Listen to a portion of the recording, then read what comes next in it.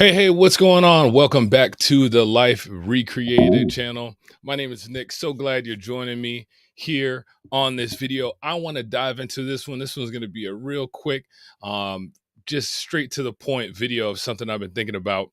And I want to talk about on this video what I believe, especially just recently and having this experience, learning what one of the hardest things to do, but probably one of the most important things that we have to learn after we experience spiritual abuse. And that's what I want to dive into today.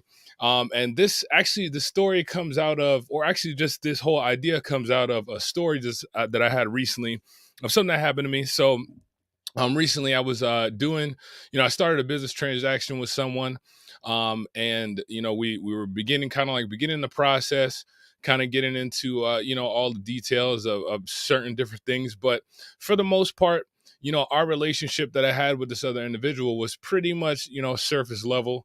There, we had never really sat down and ate a meal or anything, or really had an extensive relationship, but it was a relationship based out of doing some business and wanting to do some business. And so we were messaging each other back and forth recently, and the person asked me a question that I kind of felt, when I saw the question, was a little bit too personal of a question to be asking, um, especially in the type of relationship environment that we had.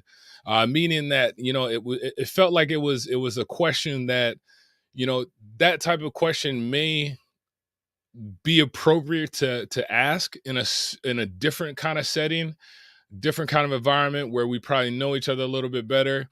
We've shared some time together, whatever the case may be. But it was right there that I recognized this valuable lesson, and something that was very important, that I think and I feel is something that we have to really focus on learning how to reestablish once we leave spiritual abuse. And what the lesson was for me was this. So once I saw that question, I decided not to respond to it, because I felt like it was too personal of a question to ask, and we didn't have that relationship where I felt that this person was able, or could be really allowed to even ask me a question um, of that nature.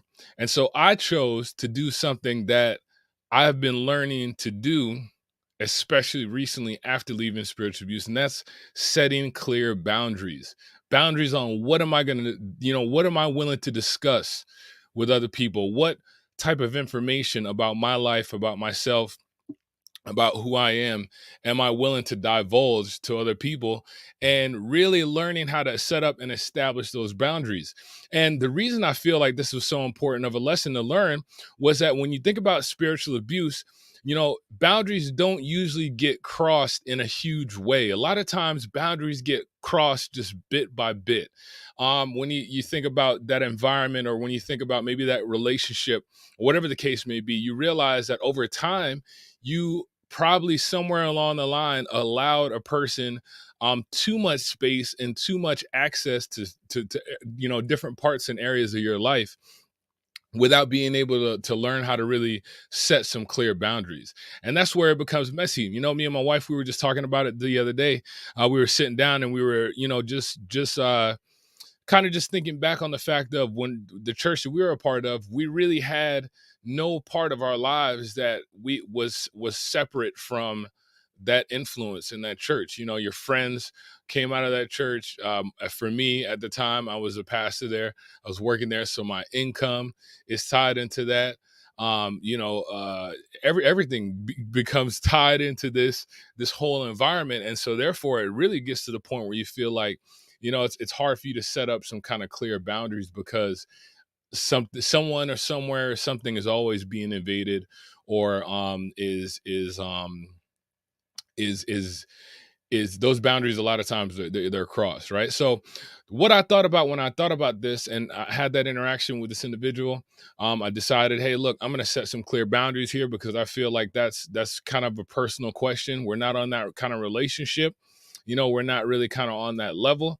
And I'm going to set this boundary here. Now, why it stuck out to me is because before while I was in the environment, while we were in that church that we were a part of, I would have probably gotten a question like that and would have answered it and responded very quickly, because I wouldn't have seen any kind of issue with somebody asking a personal question like that, because the boundary lines had already been really blurred and really, you don't really know where those boundaries really lay. So I would have probably in past time answered that question without recognizing that I could set some healthy and some clear boundaries.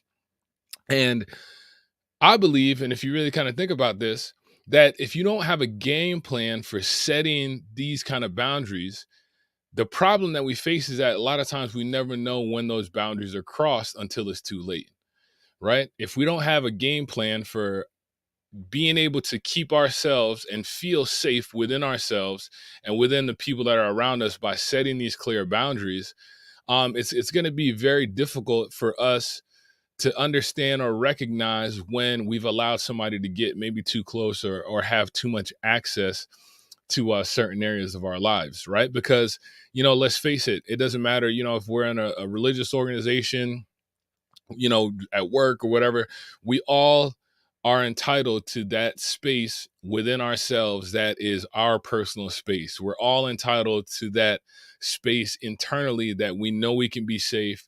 We know that we can, we don't have to worry about this being exploited or anything like that. And so that's why I feel like it's so important for us to set boundaries. So, real quick, three things. Like I said, this is going to be a real quick one.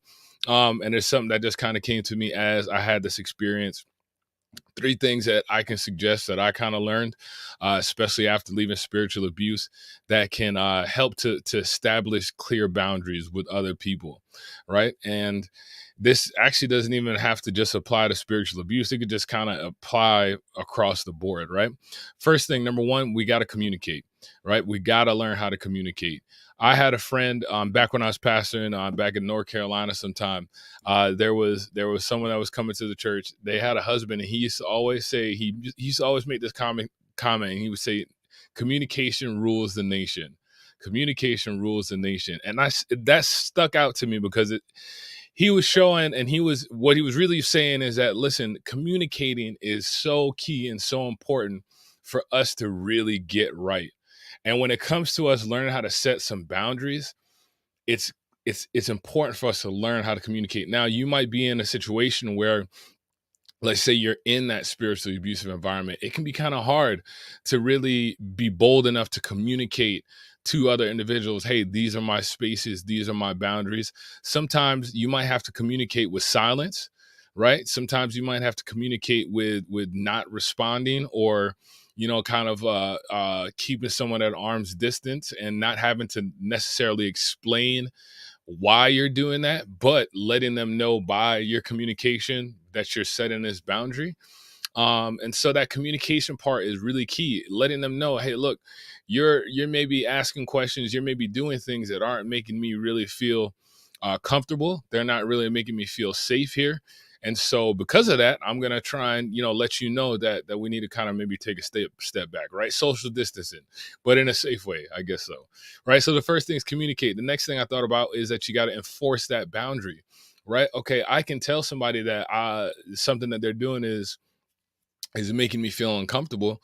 But if I don't really now, proactively put that boundary in place, right, that person may just continue to keep crossing the line over and over and over again. And that's just going to lead to frustration. It's going to lead to all these different type of things. So my thing is, let me enforce these boundaries, right? In my situation, when I got that question, I chose, "Hey, look, the way I'm going to communicate to this is I don't need to respond to this question, right? Because it's too personal of a question. And it's fair for me to be able to say that, right? Should be fair for me to be able to say that because that's my perspective."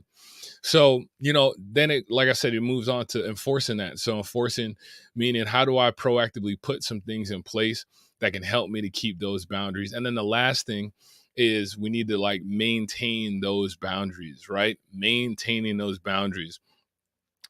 It's just like working out. I feel like a lot of times, in order for us to keep a certain body physique, in order for us to stay at a certain health level, it requires maintenance. It requires continually going back to it, checking, making sure, right? It could be continually in this type of context, going back to that individual, having a conversation, communicating, and say, hey, look, just want you to, just wanting to remind you that this is kind of like where my boundaries at. This is kind of where my line is at. This is kind of where I don't allow anybody to kind of cross into these certain areas and these certain spaces in my life. And so, wrapping that all up, those three things, communicating, enforcing those boundaries, and then maintaining those boundaries, I felt like one of the hardest and probably most important lessons to learn after spiritual abuse, just because when we learn how to establish those boundaries, now we can kind of move into these newer environments, right? Especially after leaving spiritual abuse, we can move into these newer environments, but we can do it in a way that allows us to feel safe when we know, hey, we are able to establish these boundaries because we have the power in order to do that. A lot of times in spiritual abuse, those environments, power has been taken away from us. Power gets taken away from us.